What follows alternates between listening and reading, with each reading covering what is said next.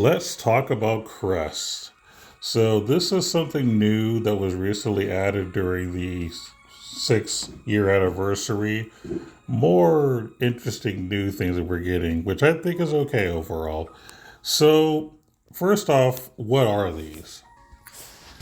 Crests are a new slot that's you can consider its own thing that's located below the accessory slot for equipment that can be used to increase a character's stats and give them some new passives. That's basically what a crest is. Now, to get these crests, you have to go so far into the story. And after you get far enough in the story, which shouldn't be difficult nowadays, there are 3 bosses that you need to beat on the Granzelia map. You have to beat the Thunder Chicken right here in the map itself, where it's located. You also have to beat this wannabe Reaper King, and you also need to beat PD Pablo right here. So once you defeated all 3 of these bosses, and each one you defeat gives you some kind of like a BG disc thing. This is something that's existed for years, and we've never had any use for it. But apparently, Adis has been cooking all this time, kind of preparing for this. Is basically what they said during, I think, the live stream. But it unlocks this mode basically, and you can fight all 3 of these, one at a time, obviously. And the more you fight them, the higher the difficulty becomes. So for the Thunder Chicken here, I beat up to level 200. Now, what you can do is you can keep going and try to go as high as you can. I think the max difficulty, I believe, is 300. Or if you want it, if you're at the point where you just can't go any further, what you can do is just go to skip battle, and then it'll skip however far you've done, which in my case would be 200. I'm not going to do that here. I just want to let you know that if you get to the point to where you can't go any further, or you don't want to beat your head up against the wall, but you still want to get rewards from it, you can just skip and continue to get rewards. As far as what you can get with these crests, basically you can get up to 3 slots for, traits, passives, and of course you'll get some stat boosts. So there is a table. Let me close it real quick. On the top left of the screen, you'll see something that says drawing overview. You tap that and they'll actually show you what the percentage rates, or not percentage rate, but what the best stats you can get for whatever the passives are. Each boss has their own separate set of passes that they'll give out.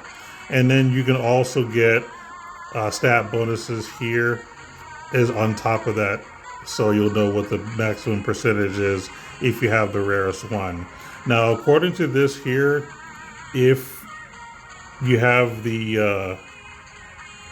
let me show you. It says traits values one lower than the maximum will be in green. So if you have like the second best thing that you can get for that particular trait, it should be in green. If you have the best you could possibly get, it'll be in yellow, if I'm reading this correctly. And then anything beyond that, I'll assume is like white or something. But that's basically what this does. And there are a couple of things you can do here. So let's say you pull a crest, and the crest only has 1 trait, and you don't like that at all. You could just divide the resources, and then just hit divide. You'll get some resources here that you can use to do redraws. And let's say I have this, it has 3 slots, and let's just assume that I don't want these passives.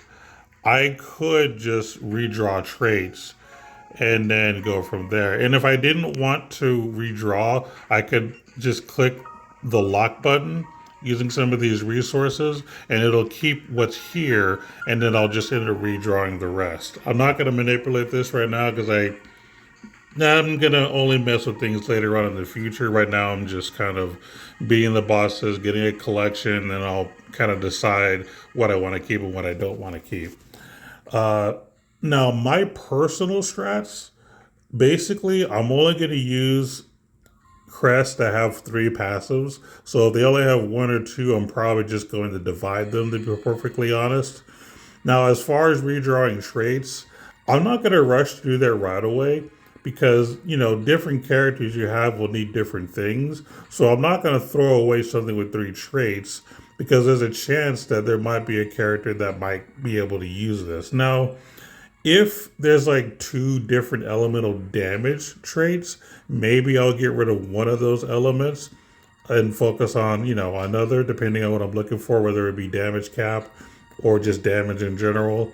But typically, I'm going to try to stick to just one element per set in terms of like damage and stuff like that on each crest. And I'm sure there are many other strats you can do too. Some people want to reroll for specific things, non-elemental wise, like maybe you just want to go for straight damage. Maybe you want to do things against specific types. There's a variety of things you can do.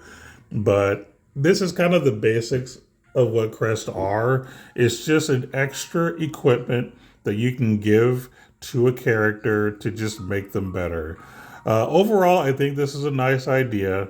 This isn't really a new concept. There are a lot of gacha games that exist right now that have something similar built in where you're basically grinding for certain items that will, increase stats, and the stats are always random.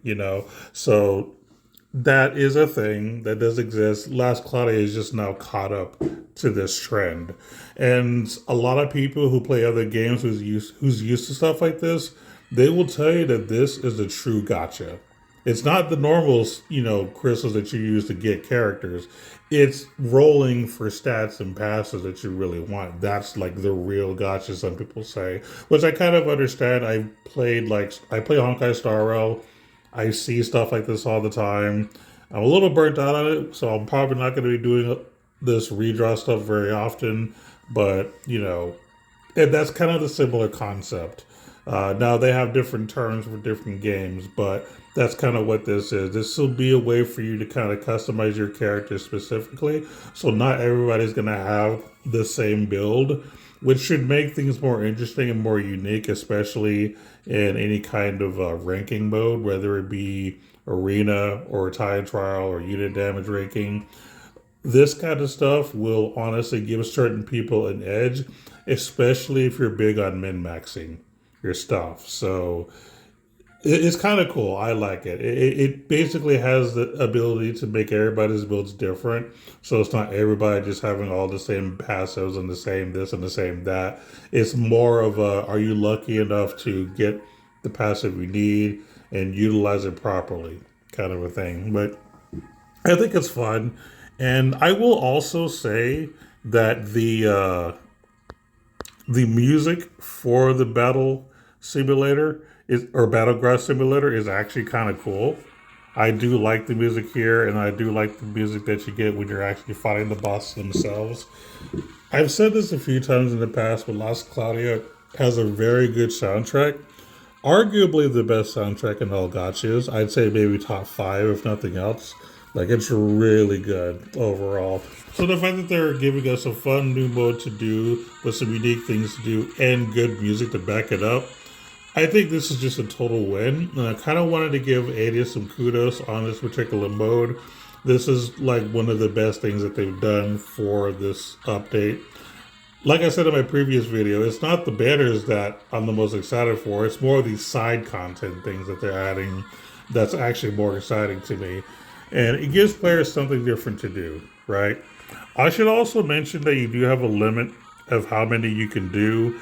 But once you run out of your attempts, you can spend crystals to keep going. I think 2 times. I personally think that's a bad idea and I wouldn't do it. But you can. But your stamina refreshes every so often. I don't remember the exact time frame, but it does refresh every so often so that you can still continue to, grind for whichever boss you're trying to do. So, you have these options. And of course, I should also mention, in terms of battle strats, arc skills and specials do have time stop. And that's very important because You do have a time limit to where you can beat these bosses. You can't just fight and fight and fight until it's dead. You do have a clock that you have to beat as well, and if you don't beat it within a certain amount of seconds, you will basically not be successful. So taking advantage of time stop abilities, specifically arc skills and specials, will help you a lot. Now, magic does not time stop. So if you're using mages, understand that time stop magic will still run down the clock. I'm not sure there's really anything else to say about this. Like I said, this is just a fun mode to do. It adds something fresh to this game that this game is really needed.